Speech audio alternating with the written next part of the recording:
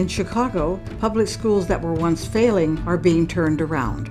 Let's start changing our mindsets. This is not just Lewis School of Excellence. This is the Lewis School of Excellence. This is the positive school. This is a place where you will come, you will get education, you will meet positive people, you will have friends, teachers, staff members that not only work with you, but they help you succeed in school and in that level out of school, whether it's sports.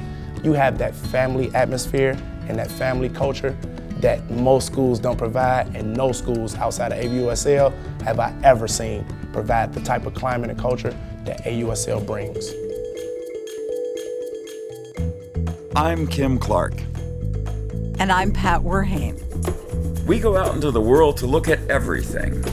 Topics such as food deserts, wage theft, and recidivism in jails. Access to healthcare, education, welfare, major issues we face at home and around the world today. Come search with us for answers to these issues and more as we discovered new answers to today's big questions. For years, Chicago has been working on improving its public schools. While we've heard about public school alternatives, such as magnet schools and charter schools, there are two organizations you may not have heard about who reform existing Chicago public schools. The Academy of Urban School Leadership, AUSL, and Strategic Learning Initiatives, SLI, are each developing turnaround models to reform public schools. So extreme makeovers, when they come in and they make up, remodel, restructure everything, turnaround is just like that. It's an extreme makeover. They bring in new principals, new teachers, new curriculum sometimes, and just a new structure and organization of the school. There are so many different pieces to the puzzle when you're talking about success. Pulling those pieces together is often the most difficult part of the task. We spent time at the Lewis Elementary School in Chicago's Austin neighborhood for its first year in the AUSL program. We wanted to focus on how the AUSL experience impacted teachers, staff, and parents. Everything is new and improved, and most things are different. But it's the same students. Same students, new staff, same students, new rules, lots of structure, organization, high expectations. All of AUSL schools are Chicago public schools. We partner with the district to turn around their lowest performing schools, but all of our schools are run by Chicago Public Schools principals and led by Chicago Public Schools teachers, who are also union teachers. So all the teachers and principals are unionized, is that correct? That's correct. Well, now how was it coming in to this school? I was thinking particularly for the middle school, the 6th, 7th, and 8th graders, because they had been in this school and another culture for 5 or 6 years. Right. So how did you manage that part? Really making sure that you work with your staff to build relationships with students, because even when they're in middle school, relationships are especially important. We will bring you everything you need, but you have to make the decision that you're worth it. They have to feel like they deserve something better than what they've received in the past. Growing up here, coming from a student to a parent with a child that goes here, is kind of like, I see the change every day, and I hope that everyone else does. Since it's been around, the violence has dropped significantly. I mean, I've been a victim of violence. My car was shot at last year, July, and it was the students just standing outside the house. We couldn't come outside and just sit on the porch because it was always something different going on every day as far as violence was concerned. And now I don't have to worry about that. We come out, we could run around the school if we want, we could go to the park now. When we go somewhere, she pulls out a book. She's like, my teacher told me this word, and she picked up my book and she's like, Mommy, I know what this say. And I said, what does it say, Coria? And she goes and she read it, and I was like, read some more. You gotta keep reading it. She's like, I love to read. So I'm like, okay, let's go. Let me go talk to Miss Lorente. And that's exactly what I did. I went and spoke with her, and I was like, Miss Lorente, did you know Coria could read like this? And she's like, oh yeah, let me show you the chart. And she takes me over there, and she's like, do you see the level she's at now? Because coming in, she was all the way at the bottom, just along with all the other students, and going up and passing the D level, and oh my goodness, it's amazing. I love it. Ms. Lorente is a graduate of AUSL's training program, which is a foundation of the AUSL model. This is my first year with my own classroom. So I was trained through AUSL at National Teachers Academy. So last year, the whole year, I was with the same classroom and I had my mentor. Actually, my grade level partner was also in the room trained with me. So it's nice because we had that experience together and we know kind of how we work together, how we plan together, our opinions of different things. And so that was really nice when we were able to come to the same school and continue working together. Yes. It taught me a way to approach teaching that is not only successful for myself, but for the students. I've seen teachers here, math, science, language arts, social studies, be able to bring a relevance to why we are learning this, that you need these skills for life. Looking at them now, like, wow, they're much more prepared than I was when I look back on my experience. They're coming in with a higher level of knowledge where I acquired the knowledge because it's needed to be an effective teacher. A high percentage of them have had no experience in schools, and most of them don't have education degrees. But they have at least a 3-point grade average. They're graduates of a college in good standing. That number has increased every year. I didn't realize you were training so many teachers. That is astonishing. Yeah. Very important. And it's Oh, expensive. Yeah. One can say it's expensive is the sheer outlay, but in terms of societal needs, it's not nothing. No, it's nothing. No, because the long term is, Right. because otherwise the long term is bad. If someone had reservations, I'd let them know that like everyone has really worked hard and every teacher in that building wants to be there. It's not just a job that they've been doing over and over. Everyone's severely interviewed. You have to pass. Like, they are selected and they want to be there. We're building on everything that the residents learned in their year under a mentor, and they're now putting that into practice. Basically, I provide one-on-one coaching to teachers in our turnaround schools. All of my observations have a focus, so we, I guess, circle back our focus with whatever we last talked about. So let's go back to the objective for a minute. Okay. So use phonetic spelling to write a complete sentence. I saw students counting fingers, counting words. Jason was chopping bananas, you know, to figure out how to spell it on his paper.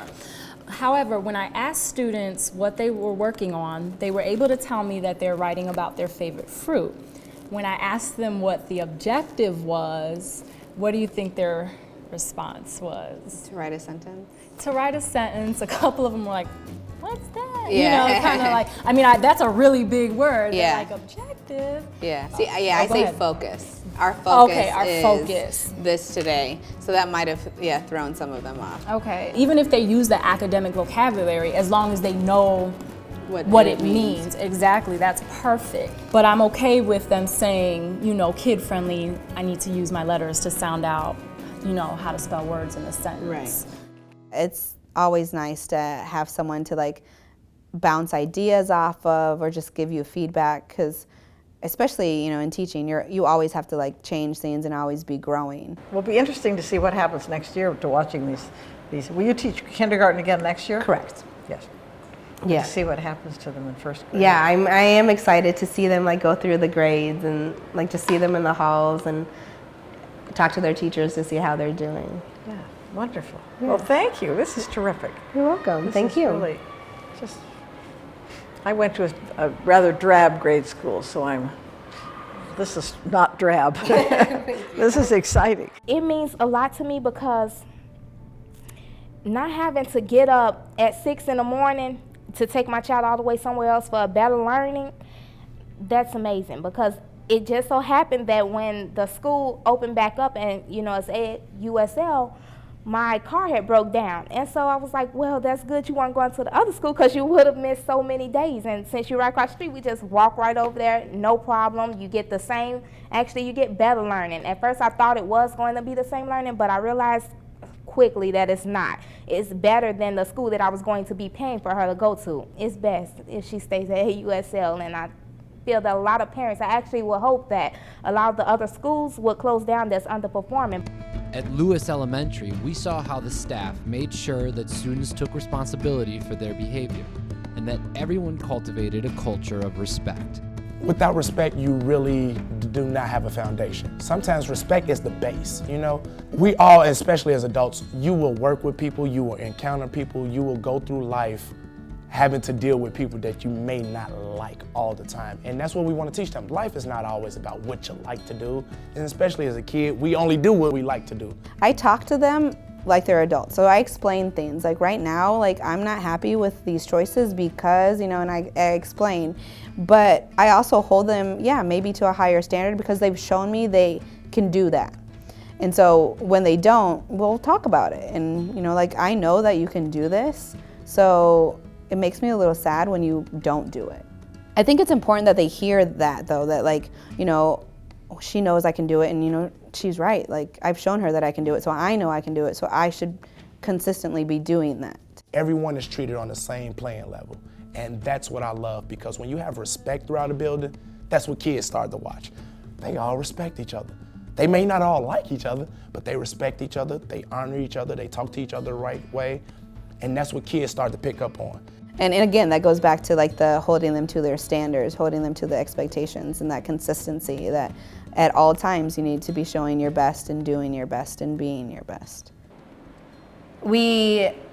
I think they did today while we were talking, they'll say like, I respectfully disagree, or they'll show the I agree signal.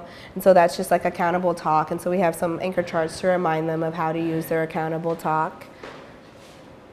Our class rules, examples of how you should be actively listening at your seats, how you should be actively listening on the carpet. And today I introduced them to the feelings one before you guys came in. Yes, they were working on that. But you got lots of hands up. I thought that was terrific. They like it, and they know it, so it's good. Yeah, it's wonderful. It's fun to watch. AUSL reforms schools by removing the faculty and principals. Well, what happens to those teachers who you don't incorporate in your school? Suppose I've been teaching there for a long time and you all of the teachers can reapply, and some do. And in some cases, AUSL, with a taking over a turnaround school, will keep some of them. My take on it is that many of those teachers have found spots. Most of them have found spots. The Strategic Learning Initiative is a turnaround program created by John Simmons. It takes a different approach to school reform. Some people think that you can only change what's happening in a school if you remove all the teachers and the principals. And they've proven that they can change the school doing that. We just think that process is only one of two basic ways. We prefer to work with the existing staff and principals. We find that that's much more cost effective because these men and women have 10, 15 years of experience plus relationships with the students and the parents. The school was probably at about its lowest peak. It was on probation, on the academic watch list, and actually about to be closed. I came in and just began to put some strategies in place to actually put the school on a trajectory for success. And we know you were successful. That school has been cited as one of the best elementary schools in the Chicago public school system now. When you're talking about success, pulling those pieces together is often the most difficult, part of the task. And many of our teachers at that time were at a very low point. When your school is kind of targeted as being non-successful, then the students are also at a very low point. The parents are distrustful. They don't know what to think. They want the best for their children, but they don't always know how to go about, getting that. So you take away the fear and you encourage them. And make sure, as a parent, for example, that they're getting the kinds of skills they need. SLI works closely with parents, students, and the existing faculty to revitalize the school's management system. So what we do is to take those ideas of what they want to be doing and then talk to them about some of our experiences in helping other low-performing schools in Illinois elsewhere in the United States.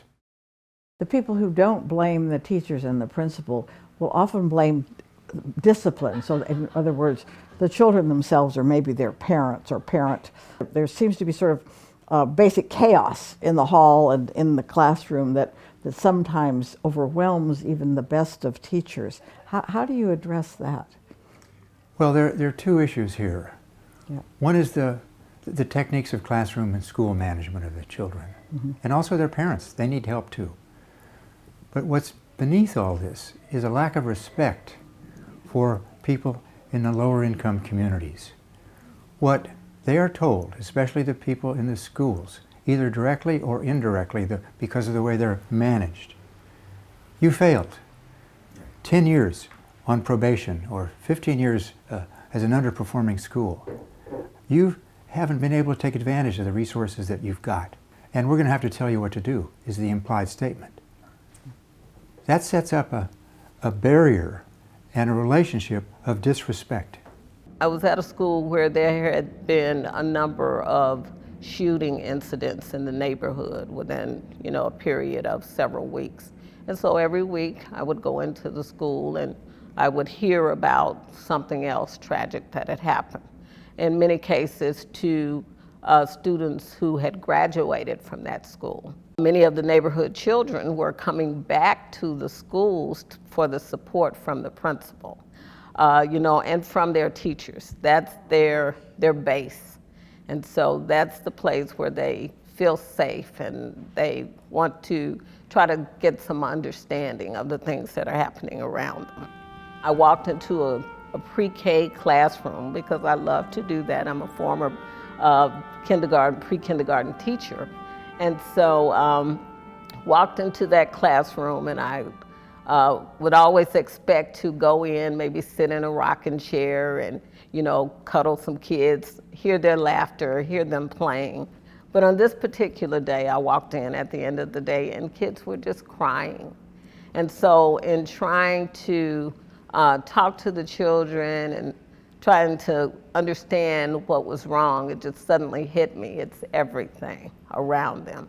They're absorbing the anxiety from what's going on at home, what's going on in the streets, what's going on within the school with, children coming back to talk about those kinds of things. So it's a lot. It's a lot for teachers to absorb and it's a lot for principals to absorb and certainly for the students. Our work is all data focused so that the teachers get authentic feedback, the principals get the feedback from looking at that data together with the teachers and with the parents. And the children take that data the next day after they've had this little quiz. Language from my day going through elementary school, we took quizzes. Yes. And they make a bar chart. And this is for the first quiz, this is for the second quiz, this is for the third quiz, this is for the fourth quiz. And so about the first 6 weeks I go into a building because I like to check on how things are going. And there's a note for me to go up to C. Linden in room 102. So I go up and it says, I got to have you see this data from the children. So she says, Jose, come over and show John what he's, so Jose gets down on the floor, opens his folder, there's his chart and his bar chart. And he says, well, here are my results. Jose, there's no bar in that first column there. Well, I got a 0. And then I got another 0. And another 0. And then I got a 1. Look, John, I made a 1. And he's trying to move the bar up a little bit. And then I got another 1. And then I got a 2. Look at that. You see how high that bar is? Well, that's progress. I've never made progress before. Wow. So that's data. That's real data. That's data that means something to people. It's not in some statistics book on the shelf. I got notes from kids at times that would say things like, this is the best school, or, I don't want to be absent, or whatever it was. So I think that the messages you get from the children, if they love coming to school, You know, that's first and foremost. And so your attendance rate goes up. And then if they love going to school and your attendance rate goes up, then they're there to get the instruction. And so, you know, your achievement starts to go up. You know, just highlighting the successes for everyone. Once the teachers see that, you know, the attendance has gone up, you know, my data shows that my kids are doing a better job of learning, you know, then your teachers are happy, and so they come to school. You know, so it's just kind of, everything is just kind of cause and effect, it seems. But, you know, that's kind of how it works. What's really important is not just a broad K through 8 comparison of all of our schools to all those schools. Those comparisons will be apt, will have a favorable outcome, but the key is when we take over a failed school, what happens to a kid who's in kindergarten, first grade, second grade, third grade? Right. And after 3 or 4 years in an AUSL turnaround school, those kids are really blossoming. They're at or above grade level. That's the key. If you take over a school and you've got 2 years with a kid in 7th and 8th grade, you'll make some progress. But remember, that kid had 7 years in a failed school. Oh, I see. So if you start at the beginning, that counts. If you start in the middle, it doesn't count so much. Well, it counts, but you're saying your results I aren't as see. good. Yeah, I talked to C.J. Rogers, who's a principal of one of our schools on the south side, brand new, first year turnaround. Yeah. And I asked him 6 months ago, I said, what do you think, what does it really take? Yeah. How much time will it take, you know, for a kid to really blossom with starting in this school? The school that he took over was a terrible school, failed school. Nobody could read. It was awful, chaotic, etc. So now you've got this school, you're making great progress. How long will it take before you'd be really pleased? He said 6 years. After having 6 years of AUSL, the kid cares. Yeah. The kid knows how to study. Yeah. We're making progress.